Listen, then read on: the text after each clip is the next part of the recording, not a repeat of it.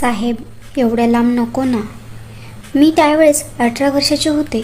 जास्त काही समजत नव्हते, पण समजूतदारपणा हा माझ्यात येऊ लागला होता. आई आणि बाबा दोघेही ॲक्सिडेंटमध्ये मरण पावले. मी माझ्या भावासोबत राहत होते. माझा भाऊ माझ्यापेक्षा मोठा होता.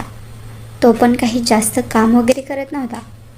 काही दिवसानंतर त्याने एक छोटासा जॉब शोधला आणि मग जॉब शोधल्यावर त्याने त्याच्या यासाठी एक मुलगी शोधली आणि त्या मुलीसोबत त्याने लग्न केलं. आता घरात आम्ही 3 जण राहत होतो. पण जेव्हापासून त्याचे लग्न झालं होतं तेव्हापासून माझी परिस्थिती खूपच बदलून गेली होती. कारण वहिनी म्हणावी तशी भेटली नव्हती.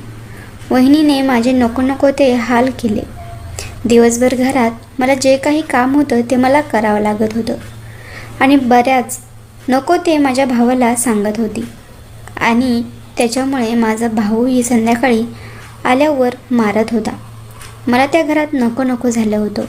मी राग त्या घरातून बाहेर पडले. त्यांच्यापासून लांब निघून गेले. मी आता शहरात आले होते.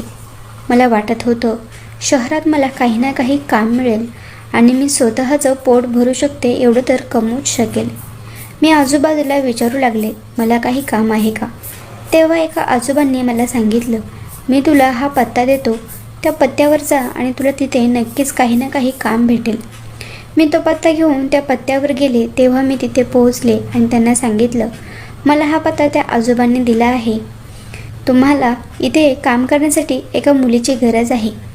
मी ज्या घरी कामासाठी गेले होते तो माणूस थोडासा वयस्कर होता, पण त्याच्याकडे 2 छोटी मुलं होती. त्या मुलांची आई वारलेली होती. आणि मग तो मला म्हणाला, हो, माझ्याकडे काम आहे. माझी ही छोटी 2 मुले आहेत.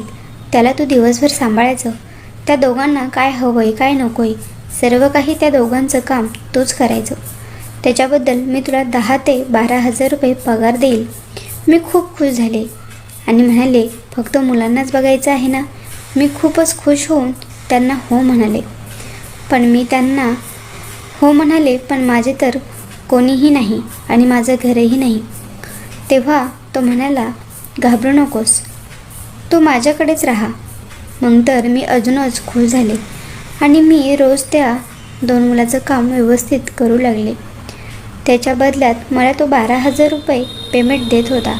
पण आता मी तिथेच राहत असल्यामुळे त्याने 2,000 रुपये कमी केले आणि मला आता तो 10,000 रुपये पेमेंट देऊ लागला. एके दिवशी संध्याकाळी ते दोन्हीही मुले रडू लागली होती. ते दोन्ही मुले त्याच्या रूममध्ये झोपलेली होती. त्या मुलांचा आवाज ऐकून मी उठले आणि त्या रूमचा दरवाजा वाजवला. मी त्यांना म्हणाले, साहेब, मुलं का रडत आहेत? तेव्हा तो म्हणाला, माहीत नाही, झोपेतून उठलेत, अचानक रडू लागलेत. तू मध्ये ये आणि त्यांना शांत कर. मी मध्ये गेले आणि दोघांनाही शांत करण्याचा प्रयत्न करत होते, पण दोघेही काही शांत होत नव्हते. त्याच्यातला छोटा मुलगा म्हणत होता, तू माझ्यापाशी झोप. मी त्याला म्हणाले, हो, मी तुझ्यापाशी झोपते. तेवढ्यात त्यानं परत हट्ट केला, बाबा, तुम्हीही माझ्यापाशी झोपा. त्याच्यातल्या एका जणाला चांगलं बोलता येत होतं, पण इतकं पण काही कळत नव्हतं. तो म्हणाला, तुम्ही दोघेही आमच्या शेजारी झोपा. मला हे आश्चर्यचकित वाटलं. मी कशी काय त्याच्या शेजारी झोपू शकते? मी त्या बाळाला समजावून सांगत होते, पण तो काही समजून घेत नव्हता. तो रडू लागला, हट्ट करू लागला आणि दोघेही त्याच्या शेजारी झोपण्यासाठी तयार झालो. तो पलीकडून, मध्ये मुलं आणि मी अलीकडून.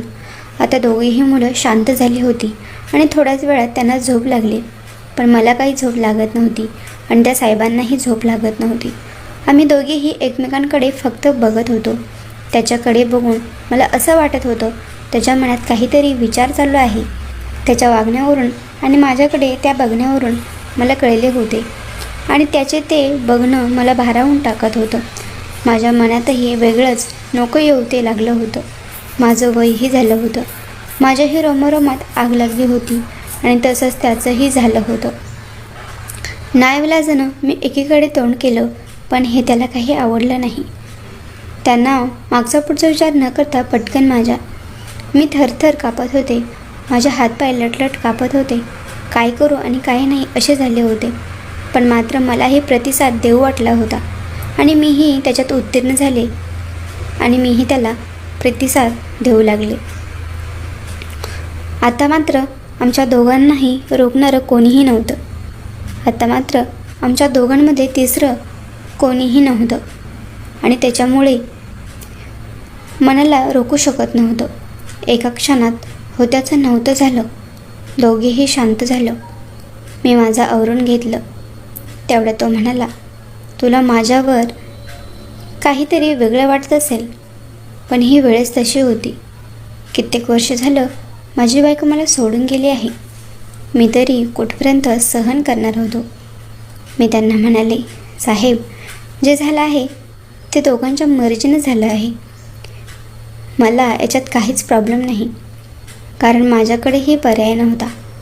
मी तरी कोणासोबत लग्न करणार होते आणि माझे लग्न तरी कोण लावून देणार होतं. मी याच्यातच खुश होते. आणि मग त्या दिवसानंतर मी प्रत्येक दिवशी त्याला वाटेल तेव्हा आणि मला वाटेल तेव्हा तो मला